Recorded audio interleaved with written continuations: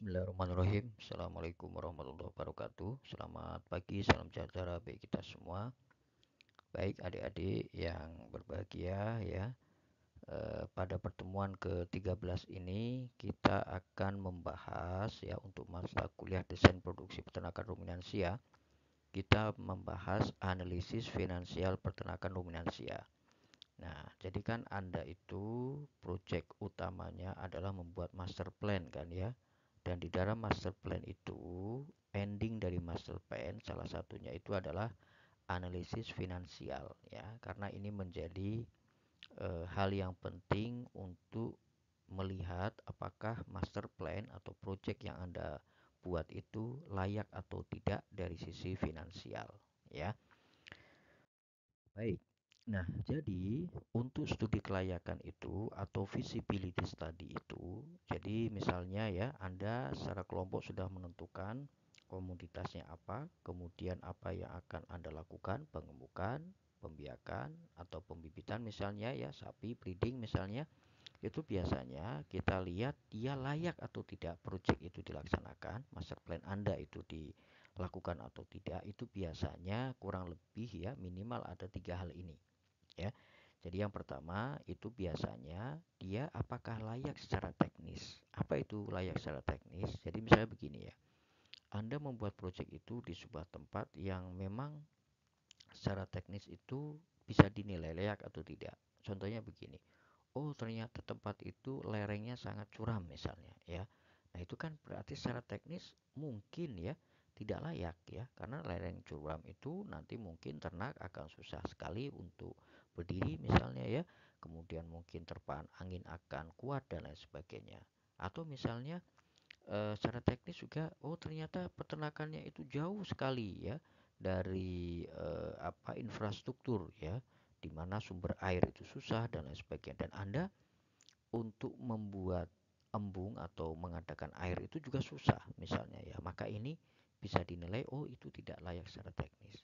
Jadi teknis-teknis inilah biasanya keahlian Anda ya sebagai orang peternakan itu banyak ya fokus di kelayakan secara teknis ini.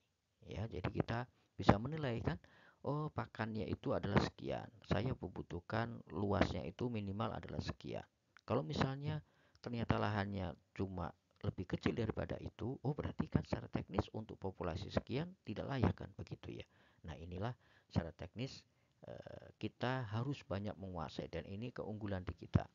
Nah, tapi kita tidak berhenti di sini ya. Makanya kami mengajarkan di mata kuliah ini itu supaya Anda bisa juga menganalisis minimal adalah analisis secara finansial yang sifatnya sederhana.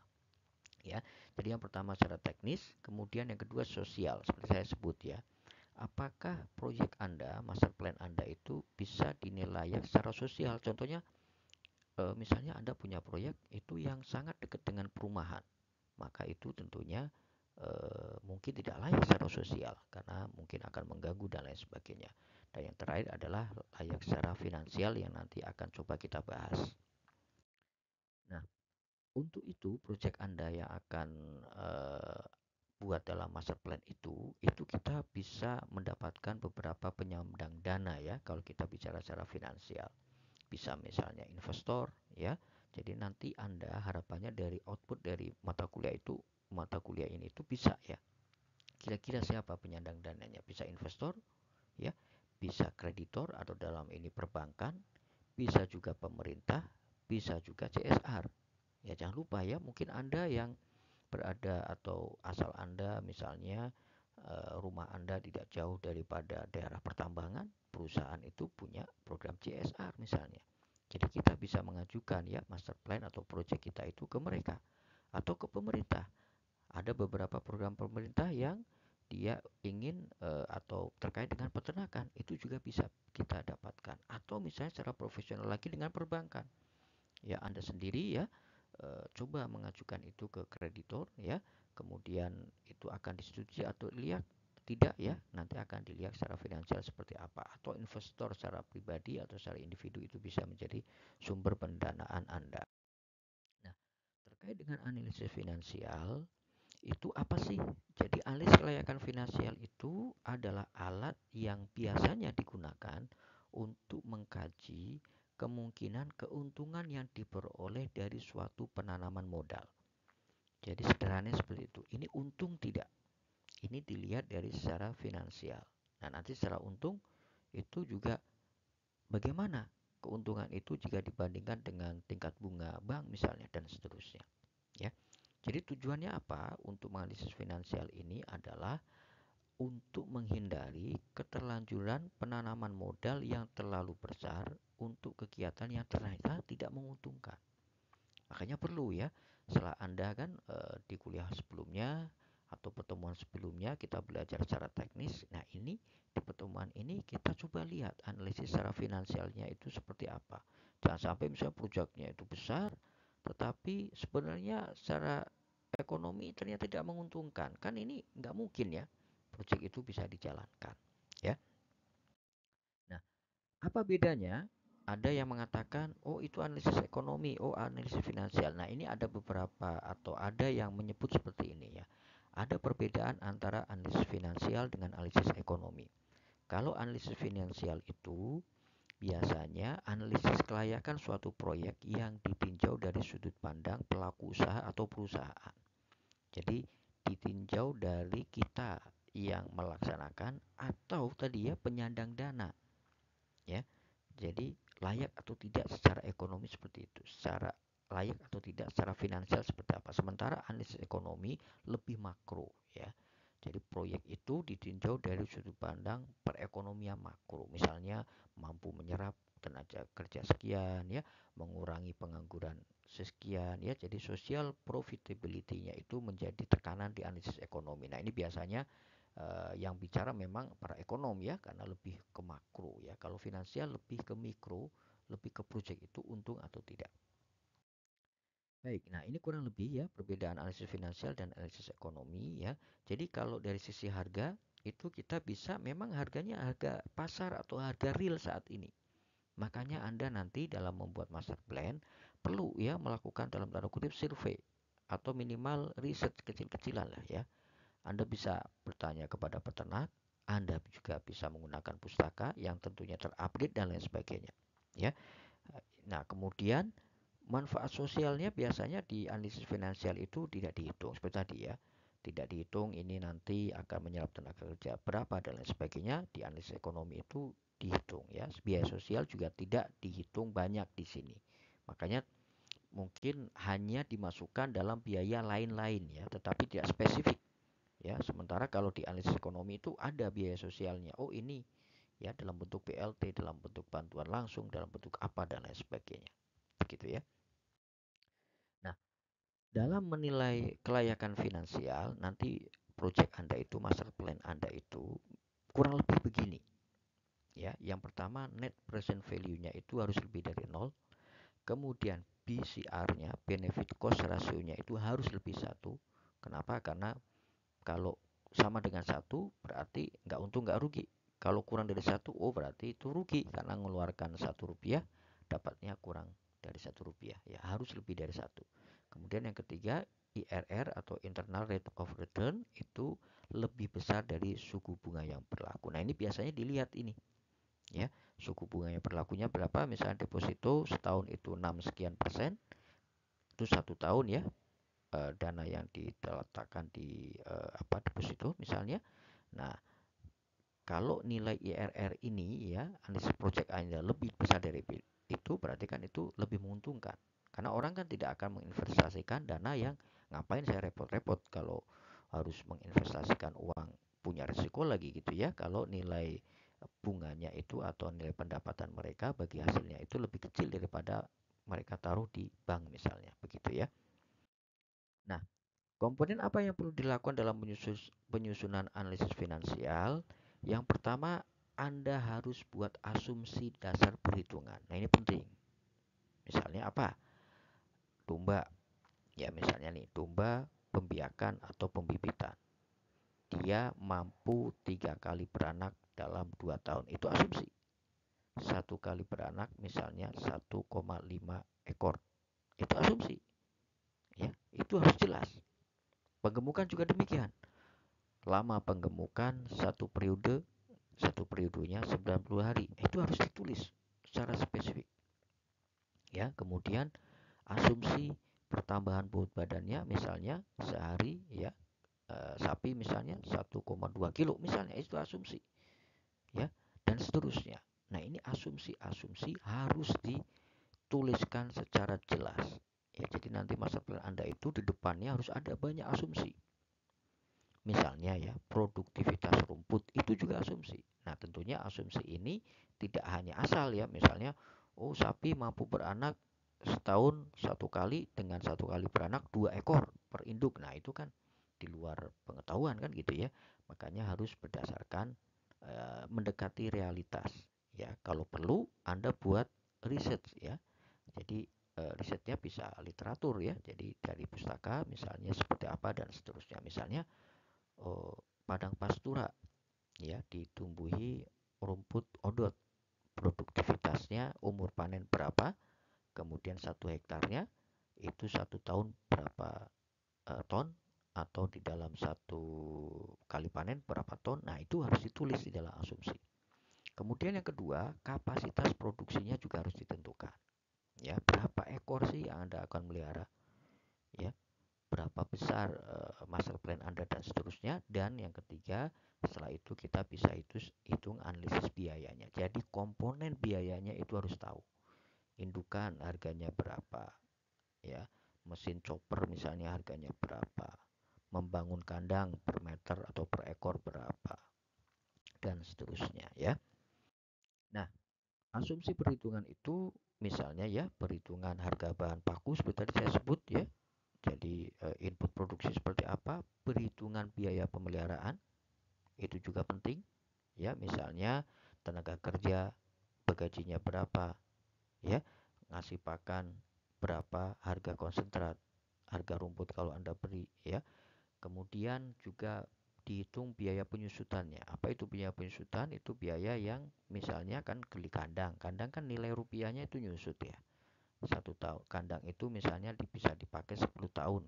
Berarti 1 tahun ya, harga membuat kandang 10 tahun itu dibagi 10 kan. Misalnya 100 juta, berarti dibagi 10, berarti 10 juta itu nyusut setiap tahun misalnya. Gitu ya. Kemudian sistem produksi atau pemberian pakannya seperti apa? Itu tadi saya sebut ya. Sistem produksi, penggemukan, pembiakan, pemberian pakan yang intensif, ekstensif, semi intensif ya, dengan dicoper dan lain sebagainya ya, dan seterusnya ya. Nah, ini seperti tadi saya sampaikan, biaya penyusutan itu ngitungnya nilai awal aset dikurangi nilai sisa aset dibagi dengan masa pakai aset ya. Jadi harga awal asetnya berapa ya, misalnya 100 juta, sisanya setelah berapa tahun itu misalnya menjadi 0 rupiah, dipakai selama 10 tahun, maka ya itu per tahunnya adalah misalnya tadi ya, kasusnya adalah 10 juta susut per tahun, berarti per bulan sekian dan seterusnya ya. Nah, kapasitas produksi, jadi kemampuan perusahaan untuk menghasilkan sejumlah produk per satuan waktu itu harus jelas. Misalnya penggemukan 1.000 ekor domba, 1.000 ekor sapi setiap 90 hari, setiap 100 hari. Itu bebas, Anda bisa tentukan, tetapi sekali lagi ya, harus mendekati realitasnya. Nah, biasanya dibuat 3 skenario ya. Ada skenario optimis, yaitu dilaksanakan dengan mengerahkan penggunaan sumber daya yang ideal. Jadi misalnya gini, skenario optimis itu misalnya ya, di dalam pengemukan, misalnya domba bisa menambah tambah bobot badan 200 gram per ekor per hari, itu kan optimis ya. Skenario moderate misalnya menjadi 150 gram per ekor per hari. Skenario pesimis misalnya ya cuma 100 gram per ekor per hari, karena mungkin masih baru, ada penyakit dan lain sebagainya. Nah, ini Anda harus buat asumsi-asumsi itu, buat skenario-skenario yang bisa Anda buat di situ ya. Nah, apa saja yang perlu dilakukan komponen di dalam analisis finansial? Yang pertama adalah kelompok biaya investasi. Contohnya kandang ya, kemudian fasilitas penunjang, mes karyawan ya, untuk apa namanya, jalan raya dan lain sebagainya. Nanti kita akan lihat contohnya, itu investasi. Kemudian biaya produksi atau biaya operasional.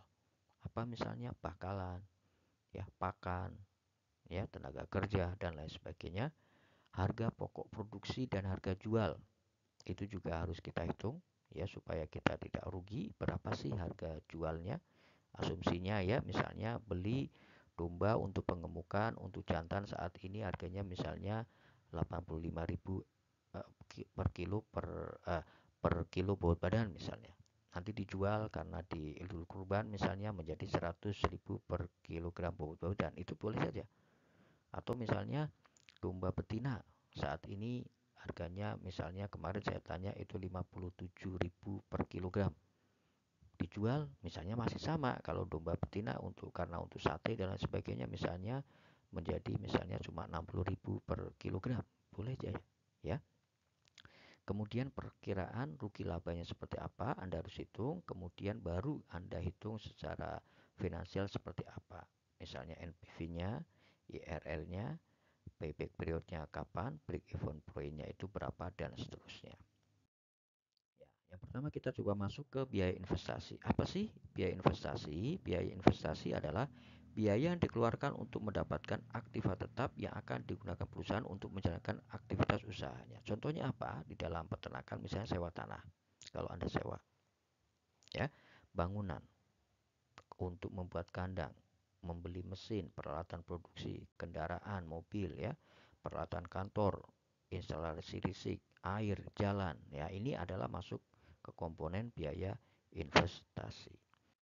Nah, contohnya ini ya. Jadi nanti ya tolong ya di apa namanya dalam membuat master plan Anda bikin seperti ini di Excel ya. Jadi nomor ada uraiannya apa, ini bangunan penunjang, ini kan investasi, kapasitasnya berapa atau keterangannya itu berapa, satuannya dalam apa, misalnya rumah manajer untuk 4 orang karena di situ mungkin tidak hanya manajer, ada pegawai dan lain sebagainya, itu satuannya meter, rumahnya ukurannya 40 meter, harganya per meternya berapa.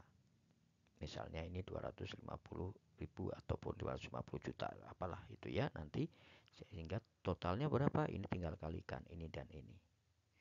Kemudian ini Anda cantumkan umur ekonomisnya ini untuk menghitung penyusutan tadi. Misalnya untuk rumah manajer 15 tahun berarti per tahunnya itu susutnya sekian. Dari mana ini? Ya tinggal ini dibagi dengan 15 sama dengan ini. Nah, kemudian nanti tulis semua ke bawah ya. Anda list semuanya ini. Keperluan-keperluan yang harus Anda lakukan di dalam biaya investasi. Ya. Yang kedua adalah biaya produksi atau operasional ya. Di dalam biaya produksi ya, itu Anda bisa memasukkan ya. Jadi biaya produksi itu adalah biaya yang jumlah totalnya berubah secara proporsional terhadap perubahan volume produksi. Contohnya apa? Biaya bakalan. Ya kan? Kalau Anda misalnya melihara untuk ya kapasitas 1.000 ya bakalannya kan 1.000. Biaya induk, biaya untuk pakan, biaya utilitas, BBM, upah tenaga kerja. Nah, ini termasuk biaya-biaya operasional. Ya, Anda buat juga semacam ini seperti tadi ya. Karena kalau tadi kan untuk investasi itu kita harus sampai menghitung ke penyusutan, tapi operasional tidak perlu. Ya, karena ini satu periode kan habis gitu ya, atau satu satuan waktu dia habis ya. Contohnya ini bakalan, nomor ya, komponennya apa, satuannya apa, sama kemudian harganya itu berapa per satuannya itu, kemudian kita hitung tahun 1, 2, 3, 4 dan seterusnya kalau populasinya itu misalnya tetap, misalnya bakalan 2.250 misalnya ya ekor, nanti baru di tabel yang bawahnya kita akan lihat dikalikan dengan harga per ekornya itu berapa, maka akan ketemu tahun pertama itu biaya produksinya itu berapa untuk bakalan, untuk pakan, untuk kesehatan, tenaga kerja, BBM dan lain sebagainya. Nah, ini contohnya ya tadi ya. Untuk lahan ya seperti ini ya. Kemudian sorry yang tadi bakalan ya. Ini dari mana angka ini ya? Tadi ya dari atas tadi ya dikalikan maka tahun 1 itu akan keluar sekian. Ini harga bakalan per ekornya sekian misalnya ya. Ini sapi misalnya 13.050.000 per ekor. Untuk melihara tadi 2.000 sekian maka butuh eh, angka 29 miliar sekian misalnya. Tahun kedua sekian, tahun ketiga sekian. Pakan juga sama ya. Jadi harganya ini dalam ribuannya ya. Jadi sekitar 5.000 ya, maka akan ketemu sekian dan seterusnya. ya. Kemudian ini manajer gajinya misalnya 6 juta ya. Jadi akan ketemu 1 tahunnya itu berapa ya, tinggal kali 12 kan, 12 manajernya 1 gajinya sekian akan ketemu sekian, tahun kedua sekian, tahun ketiga sekian dan seterusnya.